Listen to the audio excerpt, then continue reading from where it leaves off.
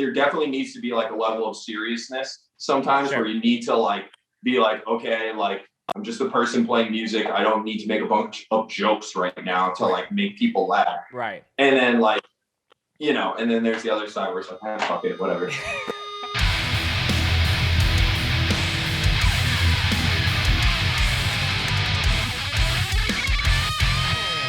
Hi y'all, this is Kat from FUM, and you're listening to Scoped Exposure Podcast.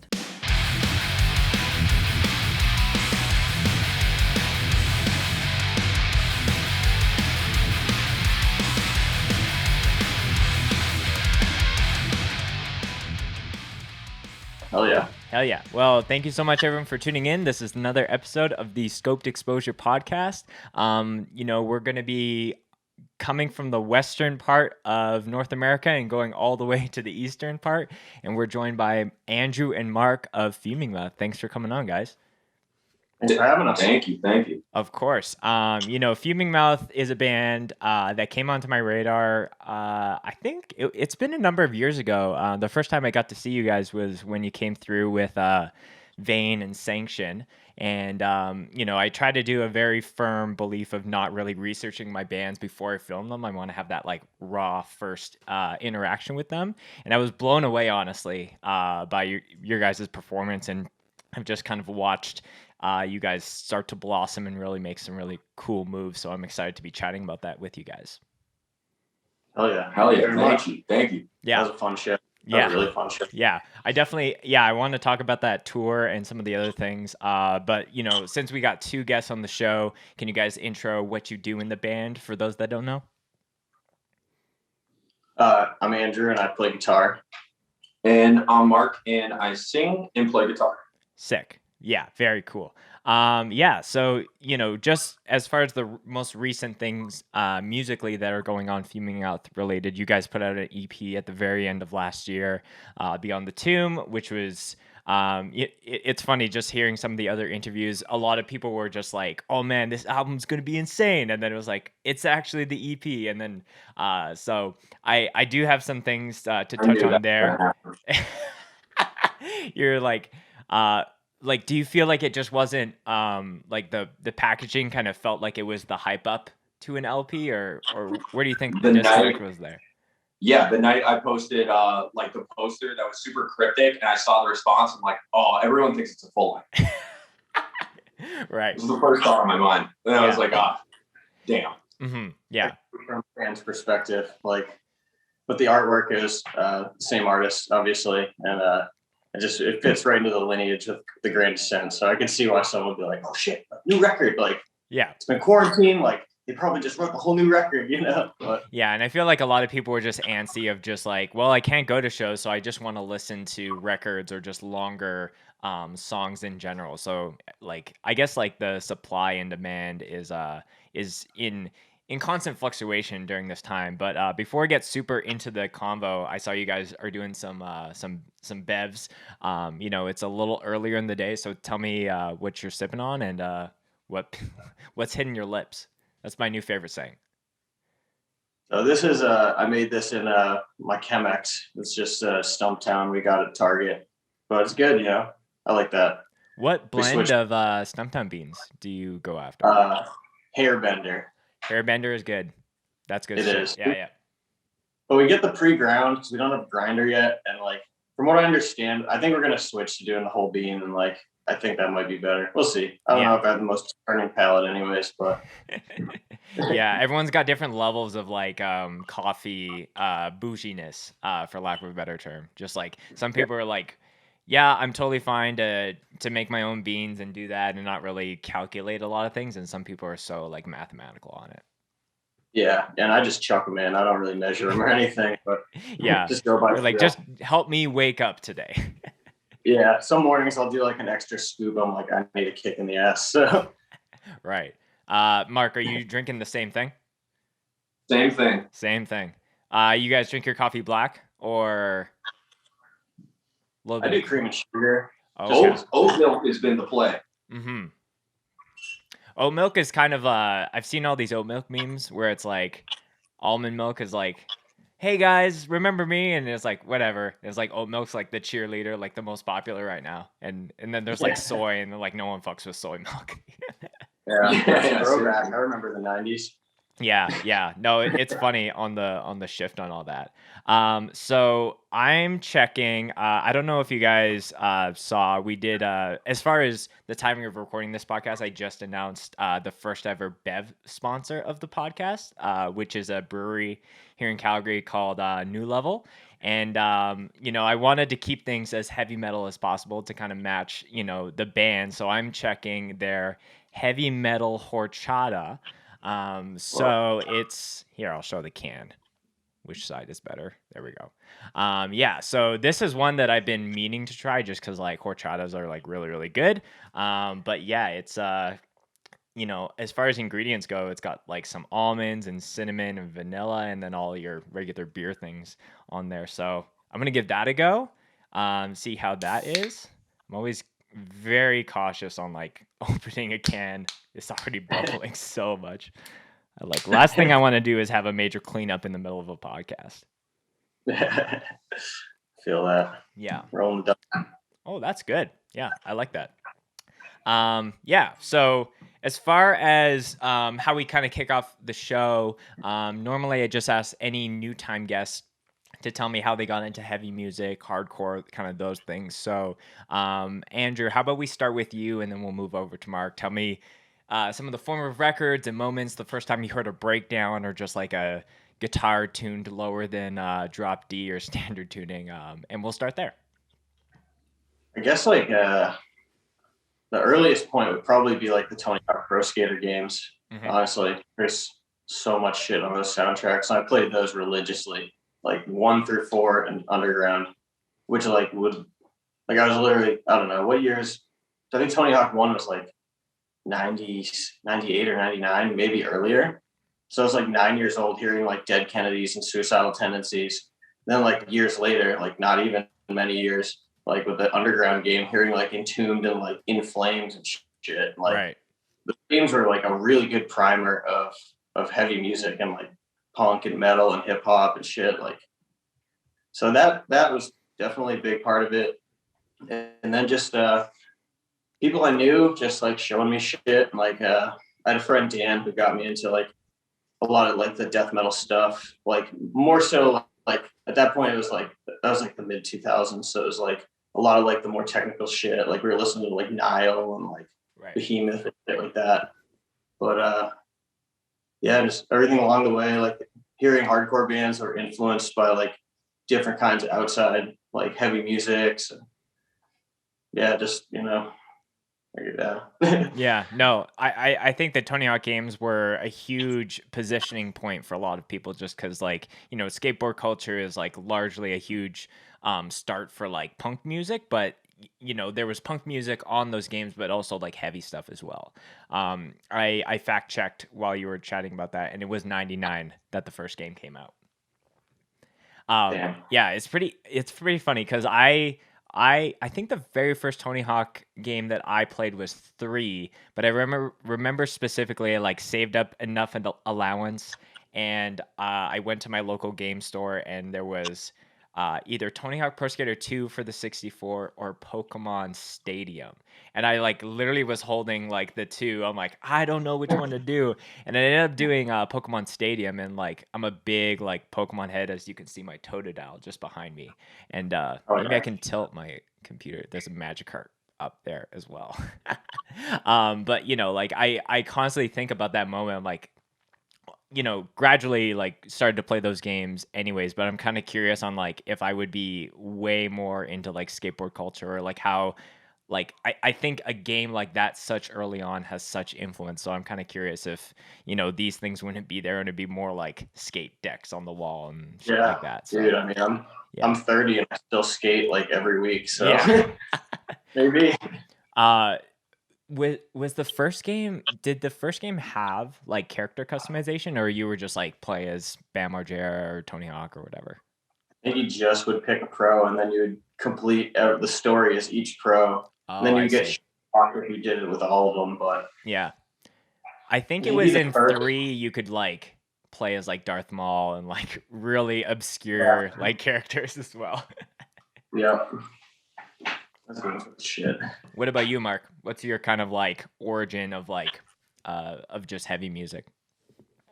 I think it's really similar to Andrew. We're the same age, and like I hear a lot of things he just said. It was like same kind of trajectory from being young in elementary school and playing those kind of video games, or just being around friends that were playing those video games. If you're just like hanging out with a friend at that age, to like being in high school and having like Nile and Behemoth shoved down your throat as like metal, right. And like these other bands don't matter because these are the bands. But it's like, yeah, I'd say it was really just a similar trajectory. So I wish I could like pin it down to like one moment, like that was it. But I think it's a lot of like nurturing moments that led up to this. It's like a ping pong ball. Yeah, exactly.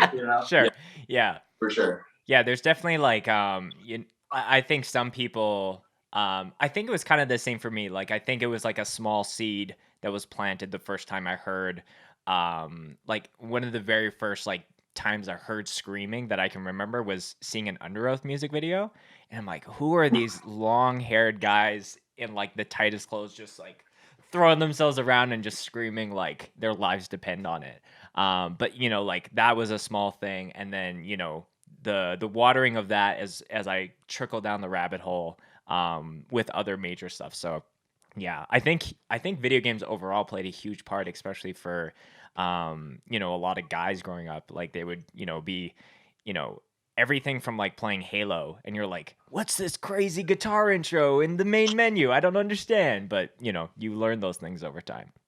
So yeah, I think that kind of sets a little bit of the stage there. Tell me about how the idea of like Fuming Mouth came to be. Was there bands that broke up that started that, or was that like your guys' first band? Break down some of those things. No, not really. I guess I started it before Andrew was in the band, and I really started it as kind of just like, I looked at it as like an art project. I didn't even look at it as like a band necessarily. I never even really thought of it in like a live like sense. I just wanted to make a really good demo with really good songs and really good riffs. And we were both playing in bands at that time for sure, but it wasn't like a band broke up and then this started. It really was just like, I don't know, just started just like to make good music.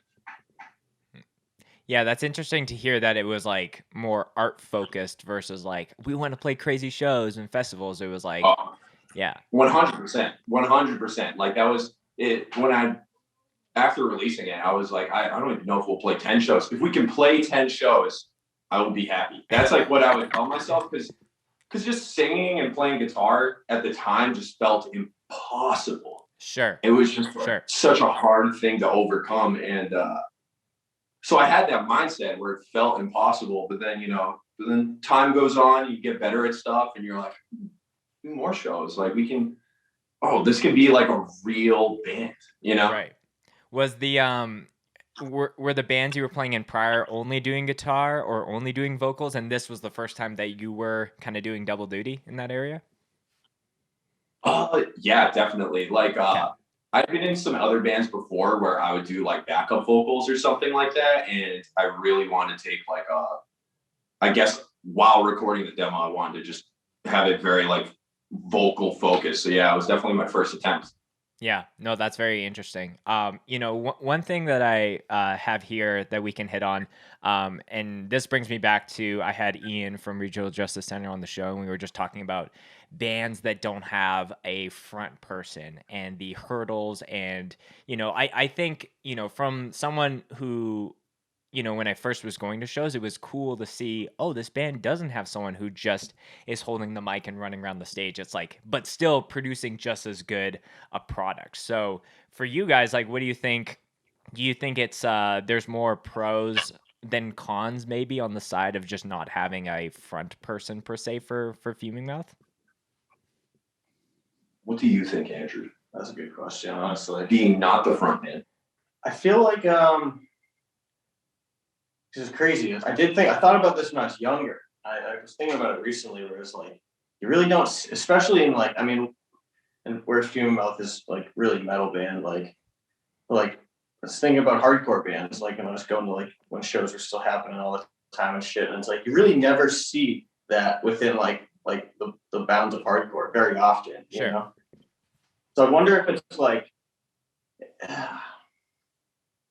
that's an interesting question. I don't know. I think it's you have to go. I feel like if you don't have like an untethered front person, you have to go a little bit harder to create that same level of energy coming off the stage into the crowd, maybe. Yeah.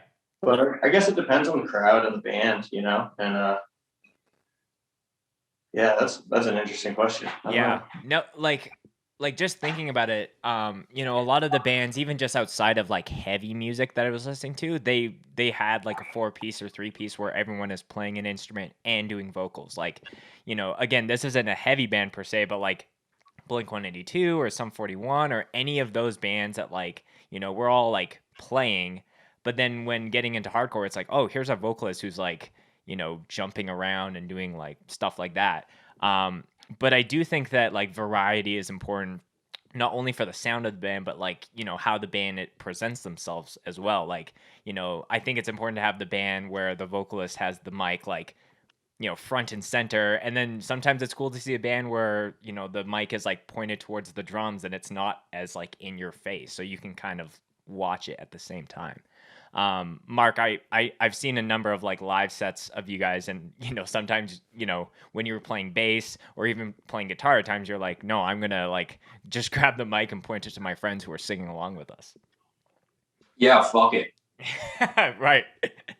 No, I think it's cool. You know, like I do agree, Andrew, like I think it just pushes you guys to just go harder. And I think it's almost like there's a captivated audience because maybe there's just people that, you know, aren't being yelled at to like, so I just like a constant like you know, mosh calling, so to speak. It's just like, whoa, like just kind of, you know, kind of you warm up to the idea just because it's just like the sound is so massive, and then it's like no one's telling me to jump off the speaker, but I'm gonna do it. I feel like when Andrew and I were going to hardcore shows, like the idea of a mosh call was so cringe. Right. Like it was just like everyone just shut up and mosh to live. Well, when we were like younger, I feel like that was the era of the mosh call. Like younger. Yes. Younger, like 2006. Yeah, I'm talking 2008. about. I'm talking about like 2011, 2012. Yeah, is what I was because saying. it was like the mandatory thing. I feel like, and you'd hear anything like that was like middle of the road hardcore, and you just know there's gonna be like some fucking like over the top mosh call, and then it was just fucking over. Yeah. It was just 100%. Unless I guess you were like a rival mob. But he would just. I don't know if that's a mosh call. That's him talking. Yeah. Saying things. He's giving you living instructions. Yeah. Right. Speaking about natural selection. That's education. Oh, right. Man. Yeah, I think that there is maybe a little bit of a balancing act where it comes to like trying to pump up the crowd, but not trying to just sound like a broken record at the same time. And obviously, like with any of that, your music needs to fucking slam dunk for people to be like, okay, like now is the time to kill everyone or whatever it is. Yeah. So like I said a little bit earlier, you know, the first time I saw you guys was with Vane and Sanction. Talk to me about that tour. That was 2000 and I want to say 18. That happened. Definitely. Yeah. So yeah, talk to me about that tour. Is there any like fond memories that you guys have? And, you know, like obviously coming through with, you know, Vane as far as being like a band within your local sphere. Yeah, just like, again, it was really just mind blowing to be like, here are these two bands from literally the other side of the continent ultimately, and you guys came all the way out to Calgary and then, you know, hit Vancouver just the night after. That was an awesome tour. Yeah. Oh, man. I was actually just thinking about that one recently, but yeah, that was a really sick tour. There's a lot of fond memories from that one. This is all like really good friends, Vane and Sanction. There's a lot of crazy fucking shows. We went to a lot of really cool places. There's a lot of memories, like, and they're all really fond to me. I mean, at the time, Vane had no business bringing us out on tour, like none. Right. Like we had literally one song on Spotify, Sword and Scale. It was like barely 2 minutes, one song. And like we had all our other stuff on a Bandcamp, or it was like on YouTube in some form, or like scattered across the internet, but not in a presentable way. They wanted to just because they like the music, and that I'll always cherish and always value, because they didn't have to do that, and that's not the way a lot of other bands operate, and I'll always appreciate it. There's countless memories. One of them was I think, how did it work out? I don't remember how the routing worked out, but I think we played either South Dakota or North Dakota, and Judiciary was supposed to play a Calgary show the night before. I don't know if you remember this. And there was a massive snowstorm. Yes. And we were, the day before, we were like, yo, that's a long drive. Yeah. It's like a lot of hours. Drive. Like 17. And they were like, yeah, but if we just like don't stop driving. And we were like, oh, okay. And we found out the show got canceled. Crazy blizzard. We're like, there's no way they're gonna make it to the following show. Yeah. Lo and behold, right before they were about to play, they pulled up like perfect timing, like they never stopped driving. They made it to whatever I believe was it North Dakota? I think Fargo. so. Fargo. Yeah, so it was Fargo. I actually had Jake on the podcast just a couple weeks ago. I don't know if your episode or his will be out first, but he pulled the entire curtain back on that whole snowstorm fiasco, because being just a local to Calgary, it was already hard enough to get to the show because it was like the movie like 2012, where it's just like the entire world freezes over. That was just that was the entire night. And to hear some of the things as far as how they had to get down and literally rolled up like to play, and then it's like, yo, we've been driving for like 40 hours. Like it was seriously like that. And we were like looking at our phones like, like the next day, like, so they're still going, huh? And so if you're watching this right now, go watch that interview. Go watch that part. If it's not out yet, it will be, soon after. It's funny. Sometimes I have to, play which episode is going to come out first based off like which Bev I'm checking. Cause I think I have another Bev sponsor coming down the pipe, and that was one of the first ones that I did. I was like, that's not announced yet. So yeah, that'll be coming out. I like it. Yeah, that's very cool. And yeah, I going back to what you were saying about like, Vane just being a huge band in hardcore right now, and still being like, yeah, like, do you guys want to come through? Like, I've heard that a lot with different bands. Like, obviously that's not happening with shows, but I am curious on how much that will either continue to happen when shows come back, or, like the scale of that, because, you pick a state and you could be like, okay, if you pick like California, for example, like seeing Terror take out a band like Absence of Mind, which is like very, very different scales, would be like so cool to kind of pay that forward in a way. Exactly. And everyone is entitled to their own art, how they see it. And, you can try and size these things up. Oh, well, they're big, so this makes sense to this. But it's like, but you can't predict the future. Yeah. You can't predict, how things resonate with people. So all you can predict is, what you like in that moment. Yeah. And like, that's not even a prediction at that point. So that was stupid that I just said. But, either way, I think that would be really, really cool to see a lot more of that. Because it also helps like the local scene, because something that I saw like when I was getting into hardcore is that at least where I was based, like not a lot of bands were touring. They would play local shows or maybe drive out to Calgary to do a one-off thing. So it like, hypothetically speaking, if there's a bigger band just like in Western Canada, like let's say Vancouver, it's like, hey, we're gonna bring this like smaller band out on a run with us, and then it like kind of gives them experience to like do things on their own, and then become the bigger band to just like get that cycle going and just have more touring happening. Yeah, exactly. As opposed to like being like, well, this is suitable or whatever that may be. And Right. there's so many fond memories. I mean, like singing in the band was like really fun. I don't know what else. Like Louise.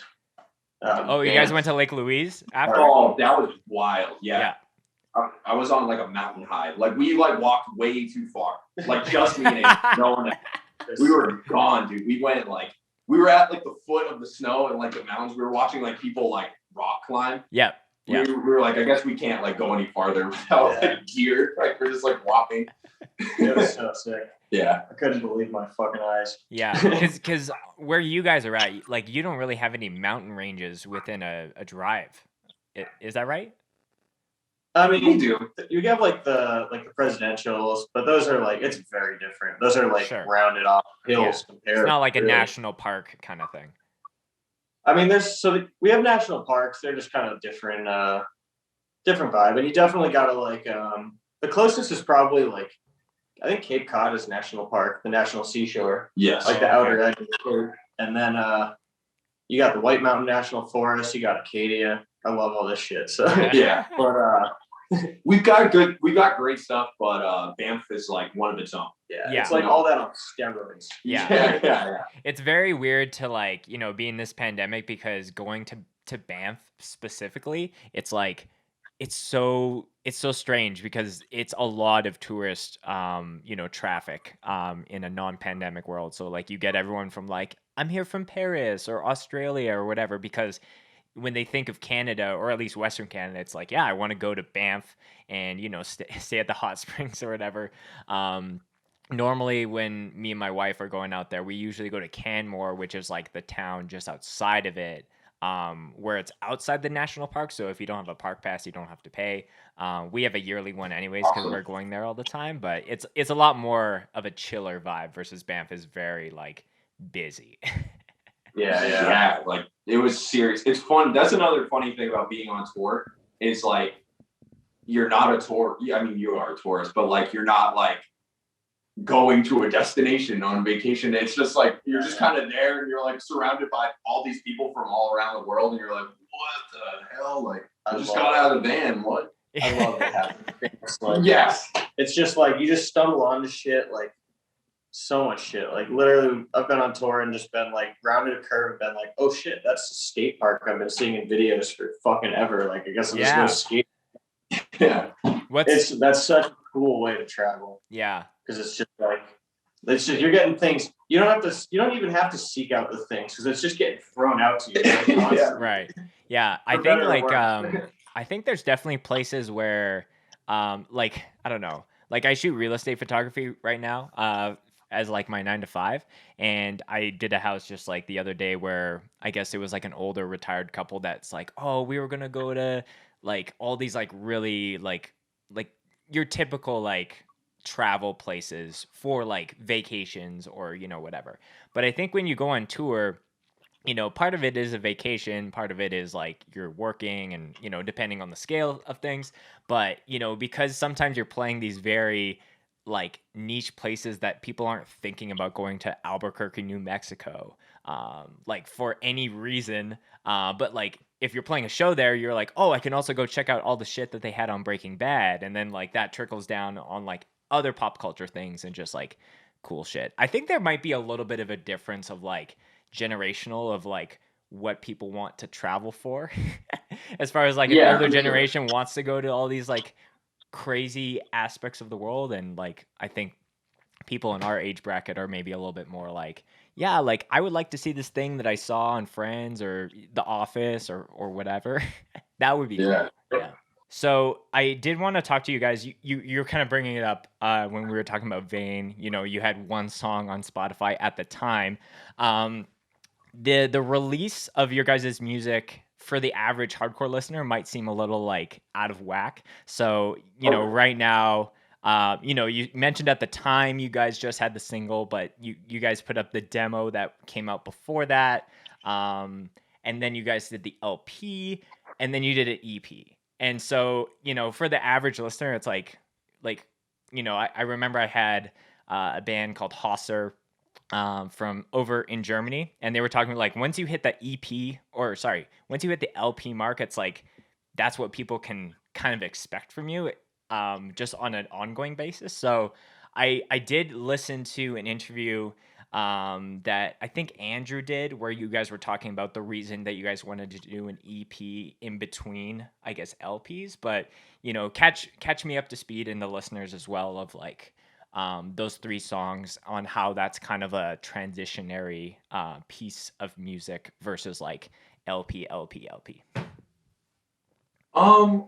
I guess it was really just like really digging into our influences and the bands we really like. They all put out EPs like after their first full length. Like that was really the standard for them. And I think personally, I thought it was really cool because it was just like it's like a really good, it's a really good way to follow up your first album when you think about it. Like because after you put out your first album for a little while, you can kind of digest like everything you went through, from the writing to the recording to performing it live.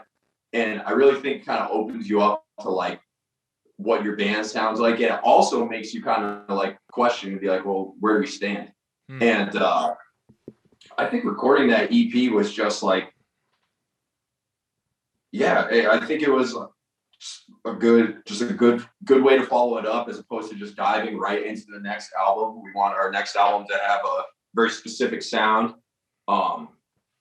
very specific style of riffing, and I think being patient with taking that process and creating it is important. So I think the EP is like a good way of not only preparing listeners but just preparing ourselves. Yeah, no, that's very interesting to hear. Like it makes sense to okay, here's like a big meal as far as the LP is concerned, and people can like take their time, and you guys can really milk that. And especially right now, it's like lots of bands, I'm sure, are weighing like, do we put something out? Do we like these songs are like 2 years old now, so I do like the idea of like kind of using an EP as like not like a hard transition into like here's the next plate of food and nothing makes sense. It's more like a little bit of an appetizer to kind of get people to the next thing.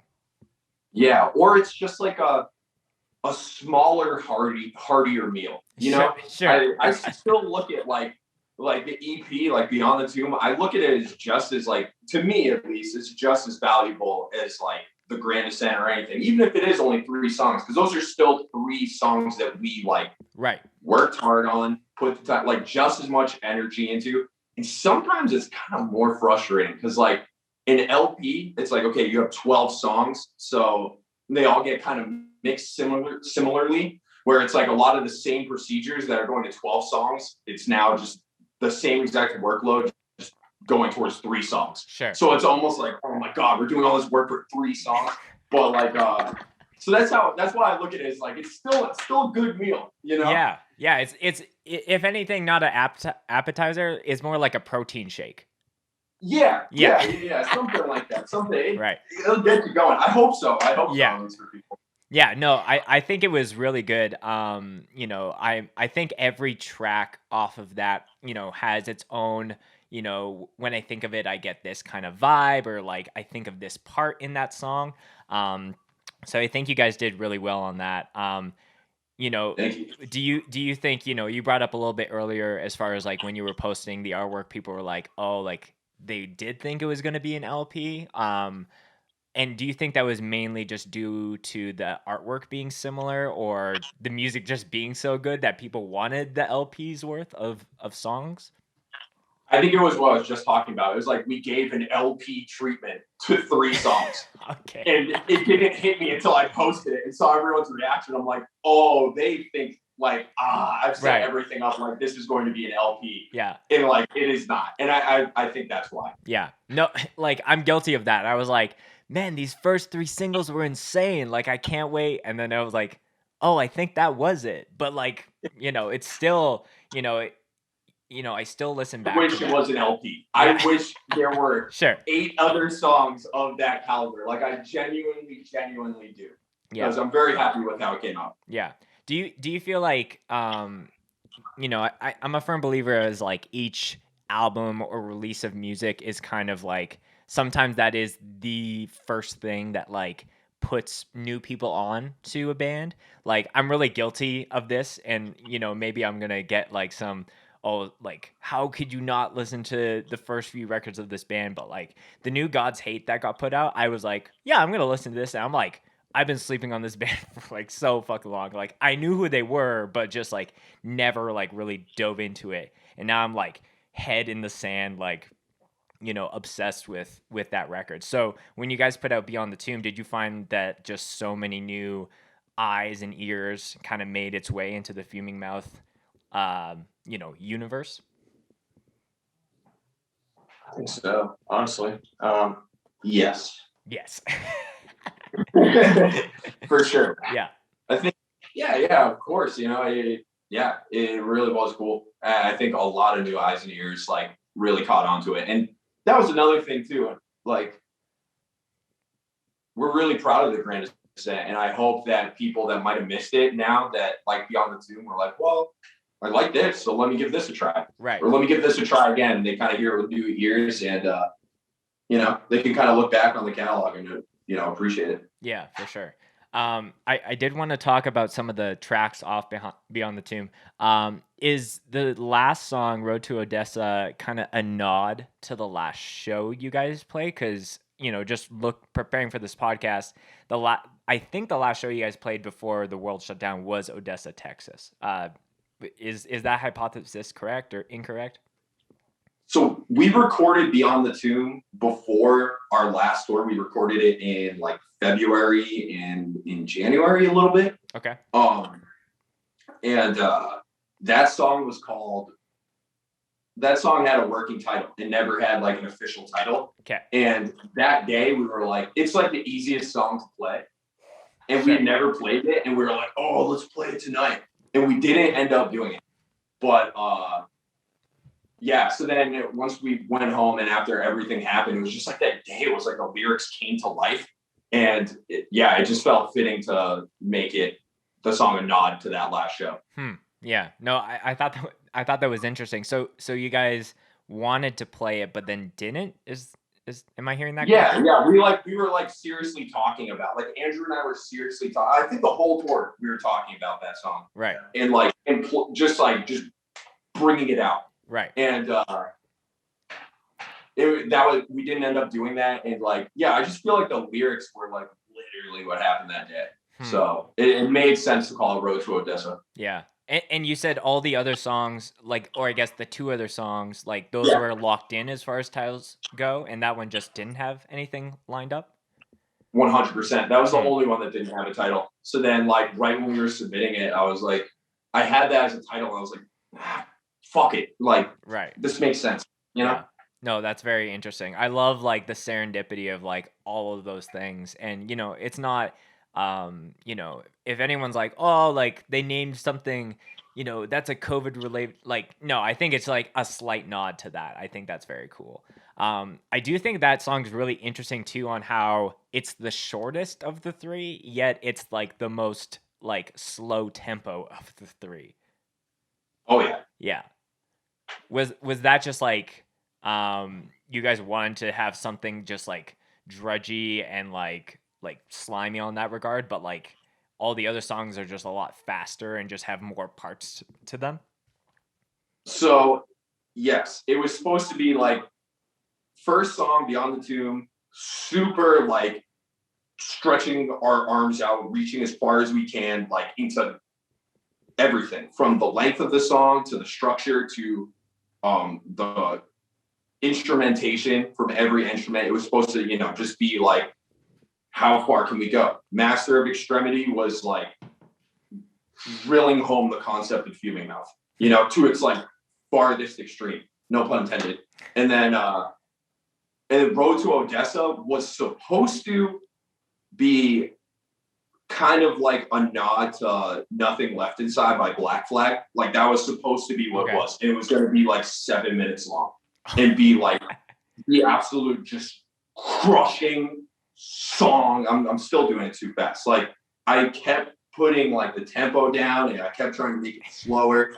And then like time caught up with us, and it was like time to record it. And Andrew came over, and we were both just like bucket and just started busting out riffs all over it with like no regard for the original goal. And then it was like, yeah, and then the song was done, and we're like, I guess this is it. Like, Yeah. cool.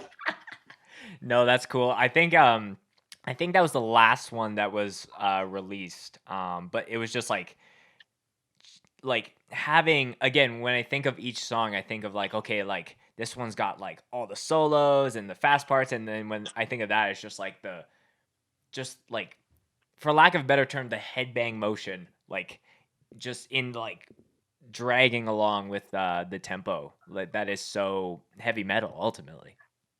Yeah, that's my favorite Fuming Mouth song. Yeah, definitely. As far I know, there's a section of that song where there's almost like an octave drop with the vocals, and I know like your vocal style like literally is ceiling to floor, like you can go really high or very very low. So when you were recording that, did you have to like keep it the same and then you guys adjusted it, or did you like, I'm gonna go as low as I can and then you're gonna drop it 2 octaves? Nah, I just recorded it, and me and the engineer Zach, it was just like, oh, just keep dropping it, it'll be so fun. And we were like laughing. Right. And he did it in like 5 seconds, and we heard it back, and just kept it. Did you do any like just like one-off takes of just not the actual lyrics, just to, because I love seeing those little behind the scenes videos of like I'm gonna shout out there's a band from Milwaukee called Introvate, and I'm forgetting the vocalist name, but he did a take for one of their new songs that they're recording, and he's like, "Mom, I want McDonald's," but like they put it in the song and everything. So I was just, the timing of when this podcast was coming up and that story was like back to back. So I'm kind of curious if you said any random shit and just dropped the octave on it as well. Nah. Nothing in the studio. No, that's cool. As far as other things are kind of concerned, is the person that did the artwork the same person for the Grand Descent? It is. Yeah, because I was listening to an interview where you guys were talking about you were going to go with someone else, but they had like a heavy plate of work and things weren't going to work out. So was that just kind of like, was the album artwork going to look totally different kind of leading up, or was the idea kind of the same, but you guys just went with someone that you already have worked with? The album artwork was going to look totally different. Sure. Like totally. I really mean that. And it worked out for sure, but it really was like, it's really sick. Like I have a sketch of what it was supposed to look like, and it was like a skeleton and like a tree like growing in the skeleton. Okay. Hopefully one day it will like come to fruition still, but sure. Yeah, it was gonna be different. Yeah, no, it was I do think like kind of going back to one of the very first things we were talking about as far as Fuming Mouth, like kind of starting just as an art project, like the artwork of any heavy band is, sorry, I'm burping, is so important, just like for tying to the music and painting the picture and the overall vibe of what you guys are trying to get across. So even though it was like maybe a backup plan, it still ties to a lot of the Fuming Mouth lore of everything. Totally. It really worked out that way. Yeah. Andrew, as far as just like, setting like Fuming Mouth, like guitar tone and a lot of those things, and you guys can probably both talk on it, but like, is it too naive to think that it's only like, and like talk to me about building the tone, because I think there's a lot of bands that kind of have a lot of those very like legendary heavy metal guitar tones that they draw from, but break it down if it's like if it's more than just one guitar pedal, if there's a mix of like a bunch of things to kind of make it your own in a sense. Honestly, it's been a constantly evolving approach that's been evolving since before my time in the band even. Sure, definitely. Yeah, we've had a few like pretty radically different approaches to it that I don't want to reveal too much about, but Right. we're always trying to just bring it closer to what is the ultimate goal, really. And we're trying, it's always evolving. I don't even know what it'll be like when by the time shows come back, we could be on some shit I haven't even realized yet. Yeah, I'm sure. Kind of going back a little bit as far as like, not having a front person in your band. I think like the different iterations of Fuming Mouth that I've seen from like the very first time that I saw you guys to maybe catching a live set has constantly changed. So, and Mark, I know that you played bass for a time, and then it sounds like you're back on guitar. Is that mainly by design when shows, were happening to like play as many as you guys could, or like, what's the I guess what's the current lineup kind of setting for you guys right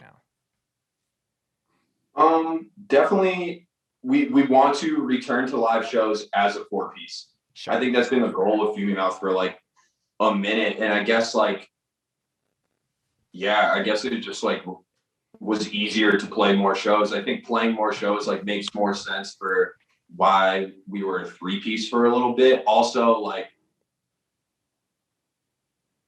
I think it was just like Andrew was saying, it's like an ever evolving process, and it can get kind of like complicated on our end, and we can kind of fall into an echo chamber sometimes. And like, I think when we returned to like a 3-piece and I was playing bass, it like simplified a lot of things, and it let us like look at like what we were doing with our sound like a lot differently. And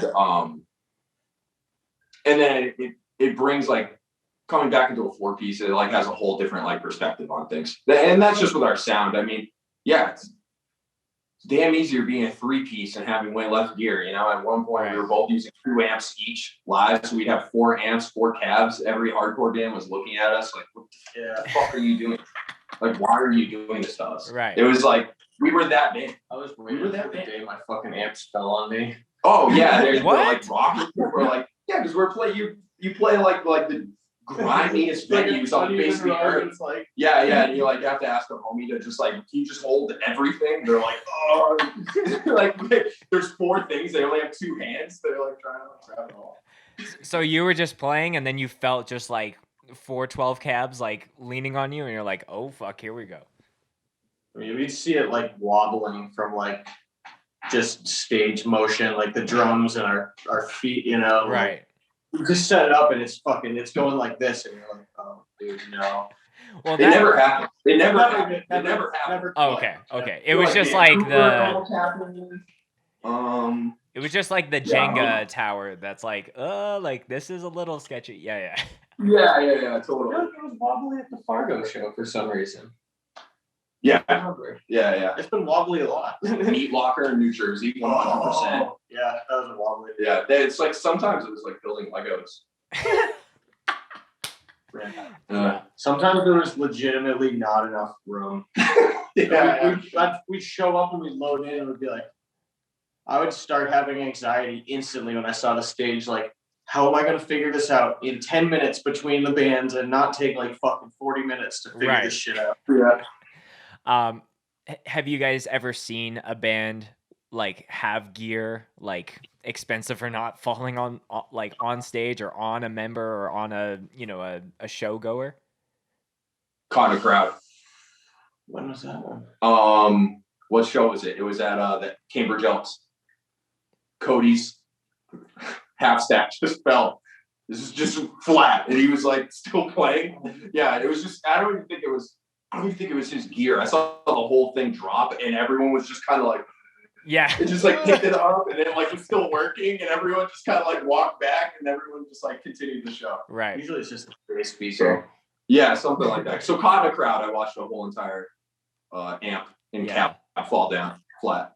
Yeah, thankfully it's not like the huge, like festival stacks and it's like a domino effect. Because to my knowledge, any of those, like majority of those cabs that are like set up like 3x3 and there's 9, like they're all dummy cabs. There's no speakers in them. So if anything, it's probably a lot lighter. So there's probably a higher chance that that could happen. Yeah, totally get blown over in the wind. Yeah. That would be embarrassing. Yeah, you could play an outdoor festival and then it's just like so windy that just like some cab just gets taken out or something. Yeah, right. Yeah. So, you know, you guys, you know, with Beyond the Tomb, kind of tied that with, you know, your announcement of signing to Nuclear Blast, which is really, really sick. Congratulations on that. You know, being a band that like, to me, that signing felt very similar in the sense of like Code Orange being signed to Roadrunner, because it was like a band that kind of came in this very humble, like hardcore DIY aspect, and then is being signed to a label that has like metal acts that like I'm sure have influenced you guys as you were getting into heavy music. So, you know, I was just looking at the roster of the label, and like, you know, is it just super surreal to be like next, like in the same like page ultimately as like Meshuggah, Slayer, and Rob Zombie? For sure. For sure. Yeah. Yeah. Like what, like I remember on one of the interviews I was listening, you guys had mentioned like I guess your guys' manager had a contact, and then that's how that kind of thing kind of went down the pipe. Do you think, you know, like, is there a lot of pressure being like a hardcore, you know, rooted band on like a huge metal label like that, as far as like trying to shift a lot of maybe that audience to like, hey, here are these, you know, here's Vane, here's all these other like bands that are not too far from the conversation?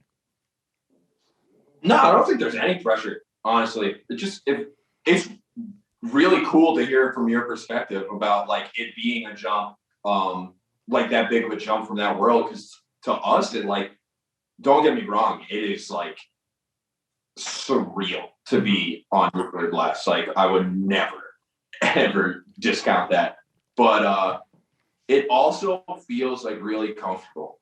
Okay. And like makes a lot of sense. It feels good. Like that everyone in Nuclear Blast is awesome. Like we all listen to the same music, and like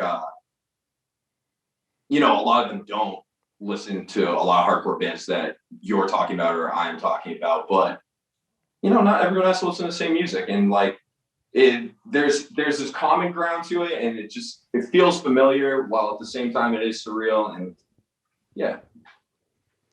Yeah, like have there been like have you been able to chat with any of the other like Nuclear Blast bands that maybe like prior to being on that label you were like, I could DM a lot of these bands, but like I don't think anyone's gonna get back to me. But now there's like, hey, we're on the same label. Like, have you been able to make a connection there that, you know, 15 or 16-year-old you would just be like, what, like you got to talk to so and so in the future? Like that's crazy.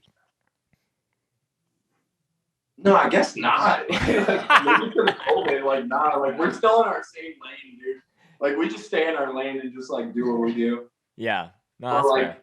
I'm sure that'll happen. I'm sure I'll like meet somebody through that and just be like, what the fuck? Right. But yeah, I mean, ultimately, not really. No. Is there like a band or someone specifically in a band that is on your like, you know, family label that you would love to just to be like, hey, like we don't have to talk about music. I just want to like have a conversation with you about whatever. It's Slayer. I mean, can't bring Let Me Back from the Dead, but Motorhead, you know. Definitely. I mean, there's definitely a lot on Nuclear Blast. Yeah. For sure. Let's go with Lemmy. Yeah. Yeah. Yeah. I like that. Lemmy is an absolute legend. Like, you know, tying back to one of the first things that we talked about as far as like Tony Hawk games, like Ace of Spades, anytime that song would come on Pro Skater 3, it would be like, okay, now is the time to land the, you know, huge ass combo. So yeah. Yeah. I'm amending my answer. I want to go pub crawling with Carcass. I was gonna say Bill Steer for you, but like I can't. I'm not gonna answer for you. I'm like I know for like you two hanging out would be like ridiculous, Right? But like, yeah. Specifically, Andrew and him. I love Carcass. Yeah. Bill Steer. Wait, Andrew of Carcass? No. Oh, Andrew, sorry. I I was like, there's two Andrews. That is just meant to be. That needs to happen. That would be yeah.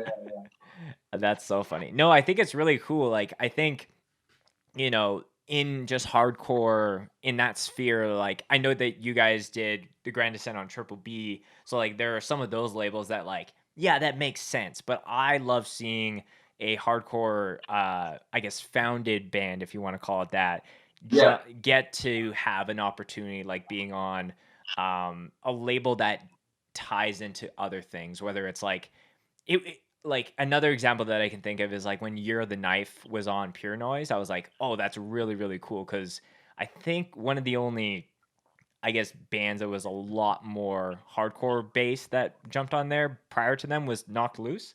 And I was like, yeah, like they have a lot of hype, that makes sense. But like to have Year of the Knife as like, Year of the Knife put out a killer record and has a lot of hype going for them. But like that was cool for them to start like building their hardcore catalog. So I hope the same thing kind of happens with Nuclear, is that signing you guys, and there's a number of other bands in the mix there to kind of like give more light to like, oh, Fuming Mouth played with this band, like give that a listen, and then it's like the trickle down effect continues.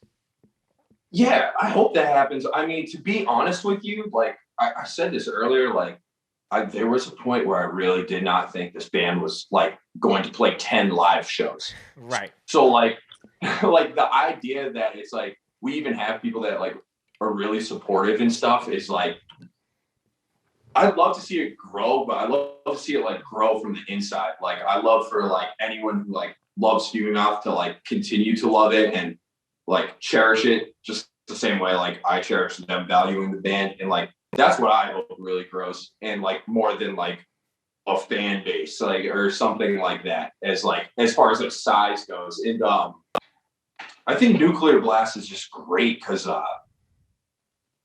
they want to see us. I think there's like some other creative ideas we have that they can like help us with, and that will allow it to like grow from the inside with the fan base we have, because we can make cooler music videos.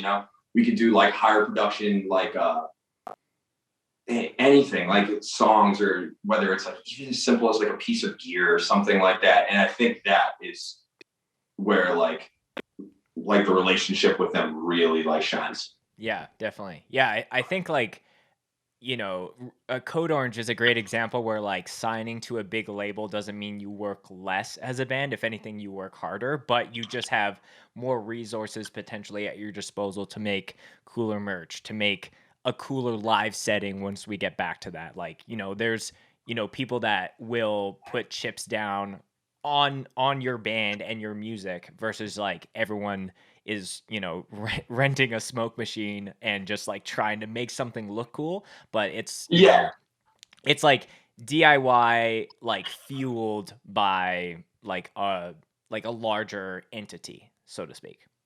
Totally. And that's what I love about this too. It's like there's always like different ways to do it. Look at Gulch, for example. Mm-hmm. They're like you want to talk about band in their own lane, them.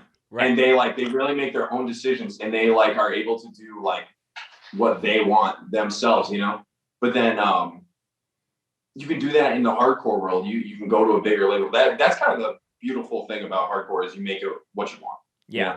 Yeah, I think that's very cool. And I think that needs to be the move going forward. Like, I think a lot of bands are just ironing out a lot of different things right now, and it'd be very interesting to see once shows come back on how much people had practiced, not even just musically, but just their own craft of like trying to build their art. Because I think that's a huge thing too, is just like having a lore aspect to your band versus just like, here's the red album, here's the blue and pink album. You know what I'm saying? I think it's really important for bands, especially now, like to just evaluate themselves and figure out what's right for them, and not like, differentiate between like your goals and like, you know, your dreams and stuff like that, and like what makes sense for you. Yeah, definitely. Yeah. Oh, can I grab Food this? time? No, Or that's my medicine ringer. time? Is that what it was? No, that's my ringer. Can I grab this real quick? Yeah, do it for sure. Hello? Shoot. Who is this? Oh my God, get out. I'm in the middle of the podcast. I don't know who this is, but I'll call you back. Okay, bye. So that was my nod to you. Yo, I gotta call you. How weird is this? This is insane. What weird timing. I gotta call you Mark, back. is that you? I'm doing something. I'll talk. Oh, okay. Sorry, wrong number. Yeah. I was like, my headphones came off. So for any of the audio listeners who are like so confused right now because they're just hearing stuff, they don't see anything. There's a video on the Fuming Mouth page where you're just you did that joke. She was this, and I was like, I think the first time I saw it, I was like just bawling laughing because it was just like so ridiculous. So are you obsessed with Converse or like bring some of the behind the scenes around that for me? Oh, we like it was right before you joined the band. Is that the rubber tracks? Yeah. We like recorded at Converse. Converse in Boston had a recording studio for like a year or two. High budget recording studio. Yeah. And they would let local artists like record there for free. And they let us like go there. And it was just like so out of place. Like had no business being there, and just it was just like there's like Converse shoes everywhere. I don't know. They had like a free coffee bar. Oh, and I think I was just drinking like cold brew after cold brew after cold brew. Right. And I was just so lit. I just like picked up the shoe and was like, "Oh, shoe is this?" And it was like just put it down and like was just walking around like a zombie. Yeah. No, I'm sorry if I was like I tried, like that was a last minute thing just before we jumped on the call here. I'm like, I should grab my shoe and like fake a phone call. But no, I think it was like for a second, I thought you were like doing that on your own. I'm like, is that from like that Converse video I made like years ago, or it's just like a weird coincidence? Like, what's happening right now? No. It was like purely just trying to imitate. Yeah, I was like, I'll show you later. It's so stupid. Yeah.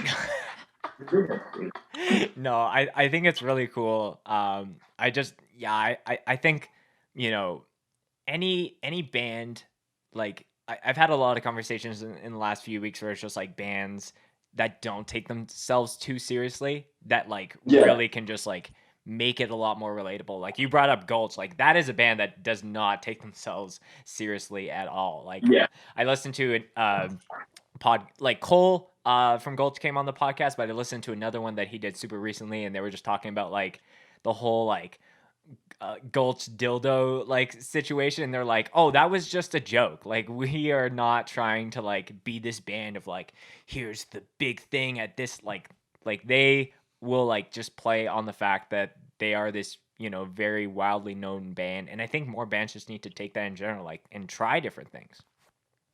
I definitely think there's like, it's a thin line, you know, like I will say you brought up Code Orange earlier, like before them, at least in like the outer sphere, like we're not talking hardcore, we're talking like corny metalcore world. Like the amount of like, it was out of control like 10 or 11 years ago. It was like check your mail, like fart noises and sound clips and like insanely cringe banter. Like there needed to be like cutthroat seriousness to be like we're like we actually are playing music we like this isn't like a comedy show. So you know, I definitely think there's like it's a thin line where it's like there definitely needs to be like a level of seriousness sometimes where you need to like be like, okay, like I'm just a person playing music. I don't need to make a bunch of jokes right now to like make people laugh. Right. And then like, you know, and then there's the other side where it's like, fuck it, whatever. Yeah, I think every band has their own, like there's no like one way to do that. Like I think of I had Brendan of Counterparts and End on the show, and we were just talking about how that band almost like popularized like just being like shit talking on and just posting ridiculous things on Twitter, just like through the band account. And, Yeah. but they're still like a huge and very serious band. They take their music very, very seriously. But at the same time, they'll like show up at a show and they're like, we can put a video on this wall. Let's put the entire Wedding Singer movie on the background. And like that becomes a thing. But, that is something. yeah. There's a Twitter video of that happening. And like right as like, one of their big songs is like this ridiculous scene in the background and the sound guy is just like maniacally laughing. No, I think that it needs to be a, like you said, it's a fine line. And I think obviously there needs to be like way more focus on like making good merch, good music, and presenting yourselves well, but still being like, have fun with it and like try different things as well, for sure. Yeah. Just being yourself is like so important, whatever it is in that moment. Yeah. That's the biggest thing. And I think like tapping into those is huge. Like I know with my band right now, like there's been a lot of I guess self-awareness around like the amount of gamers that are in. So like we've done little like a little tape run that's like it's just like it's a Halo like legendary like style, and I messaged the guy who was designing it, like, can like, and this is not like to plug my band or anything, but like I asked him if he can write unfreaking believable hardcore, because I'm like, that is the highest metal that you can get at that in that game, and just the way that the guy says it is too good. So, but I do not think that we are. Have you ever seen what that guy looks like? Oh yes, yeah.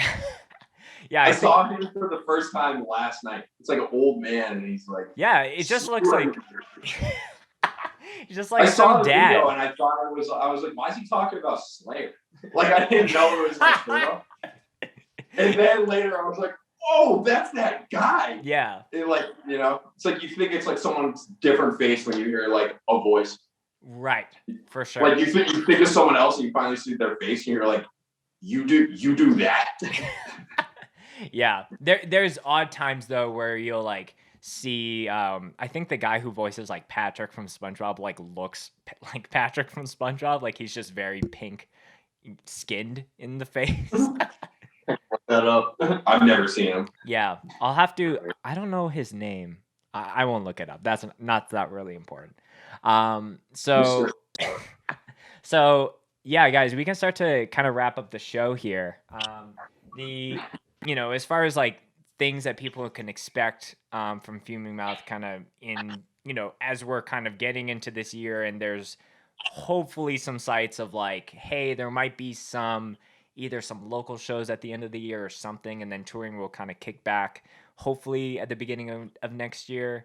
What are fans of the band? Are you guys doing anything more with the EP, or is it more kind of just focusing on new stuff?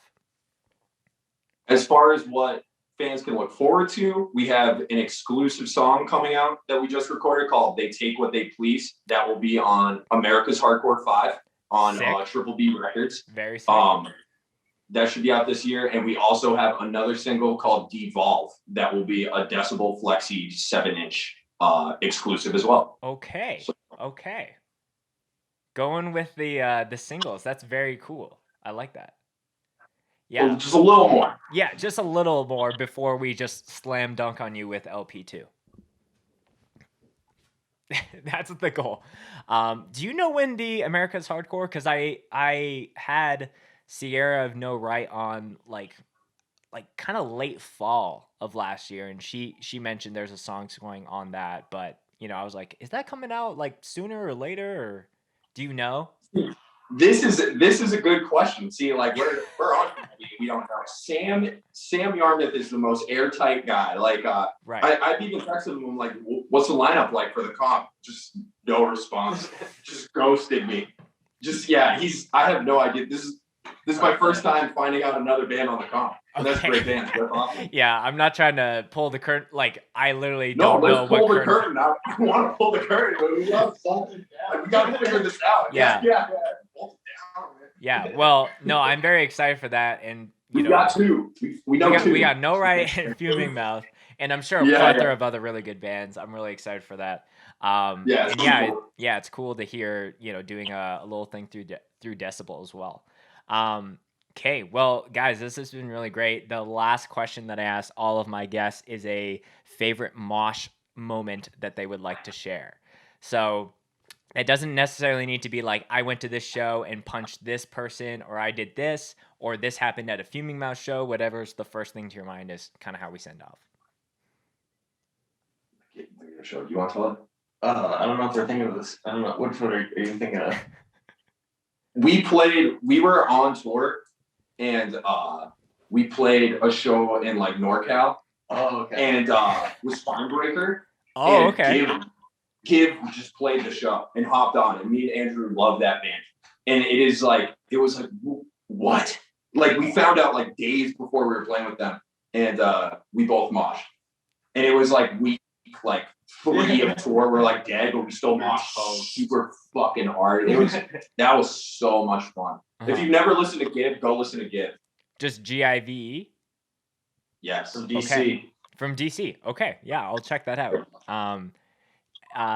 Andrew, did you want to just echo that, or do you have a story of your own you want to share? That was a good one. The one that jumped. There's honestly like a lot. I don't really mosh much anymore, except sometimes I'll be like some beers in and be like, fuck it. Like when we toured with Integrity, I moshed to I honestly forget which song because I was beers in. But the other thing that jumped to mind was we were at Anchors Up when Rotting Out played. It was a Rotting Out show. I don't even remember the lineup, but I remember being outside, I think smoking a cigarette, and they covered a Stop and Think song.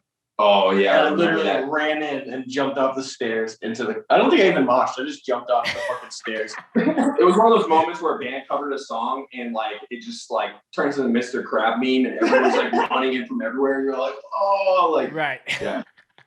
Oh man. Yeah. No warm up. Just like straight off stage dive first.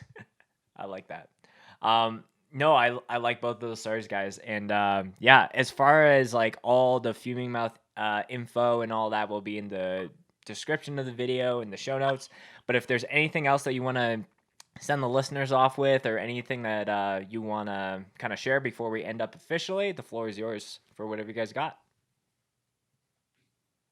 I'm not good with last words. I don't know. Just, hopefully see everyone soon. Yeah. Yeah. It's been a long time. Yeah, But definitely that. stay positive, everyone. Yeah, we did an entire year, as far as it's very close to a year, kind of since, the date that everything kind of changed. And I am very optimistic for kind of the next chapter of live DIY music. I think it's kind of it's going to be a breath of fresh air, I think. Oh yeah. Awesome. Well, thank you guys so much for coming on the podcast, and I'm going to get back to that call on the shoe. I got to give them a call back. Yeah. All right. Shoe who it is. Does that work? Shoe is this.